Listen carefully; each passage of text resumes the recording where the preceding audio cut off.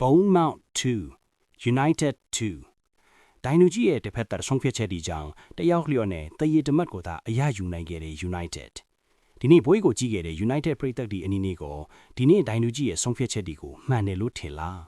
Manchester United ကတော့ Rashford ကို Barcelona နဲ့အငှားဆက်တိုးပေးဖို့အစီအစဉ်မရှိပါဘူး။သူတို့ဘက်ကတော့ရှင်းတယ်။မူလသဘောတူထားတဲ့26တန်းကိုပေးပြီးအပြီးဝယ်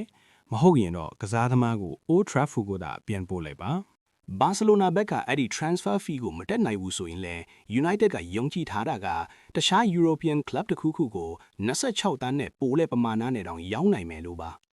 အင်္ဂလန်နီးပြတောမတ်ဒူချေကခရက်လက်အောက်မှာ Man United ကအခုတလောတော်တော်ကောင်းနေလေမက်ဂွိုင်ယာနဲ့ကော်ဘီမိန်နူးတူလည်းအဲ့ဒီဖောင်ကောင်းတဲ့ထဲမှာအရေးကြီးတဲ့နေရာကနေပါဝင်နေကြတယ်သူတို့နှစ်ယောက်ကတော့ငါ့အတွက် player အသစ်ဒီလိုပဲထင်နေတယ်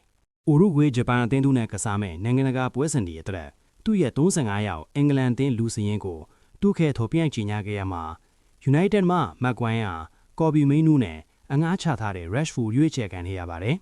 Manchester United ကတော့ Newcastle Captain Bruno Guimaraes ကိုခေါ်ယူဖို့အတော်ကိုကောင်းတဲ့အခြေအနေထိညှိနှိုင်းနေပြီလို့သိရပါတယ်။ Transfer fee ကတော့69တန်းဝန်းကျင်ကျနိုင်ပါတယ်။ Casemiro ကိုယ်တိုင်လည်း Bruno ကိုသူ့ရဲ့စက္ကန့်သူအဖြစ် recommend လုပ်ထားပြီး experience လည်းရှိတယ် leadership လည်းကောင်းတယ်လို့ပြောထားပါတယ်အကယ်၍သဘောတူခဲ့ပြီးအပြောင်းအလဲထူထောင်ရင်တော့ midfield မှာ Bruno Fernandes နဲ့ Bruno Guimaraes ဆိုပြီး Bruno Square combo ကိုမြင်တွေ့ရနိုင်ပါတယ်Harry Maguire ဟာ Manchester United နဲ့2029ခုနှစ်ဇွန်လအထိစာချုပ်သစ်ချုပ်ဆိုတော့မှာပါ။သဘောတူညီချက်ဟာနောက်ဆုံးအဆင့်မှာရှိနေပါတယ်။စာချုပ်သစ်မှာ2028ခုနှစ်အထိတက်တန်းတိုးခွင့်လည်းပါဝင်ပါတယ်။ Maguire ဟာအီတလီကနေကမ်းလှမ်းမှုတွေရရှိခဲ့ပေမဲ့ United ကိုပဲဦးစားပေးခဲ့ပါတယ်။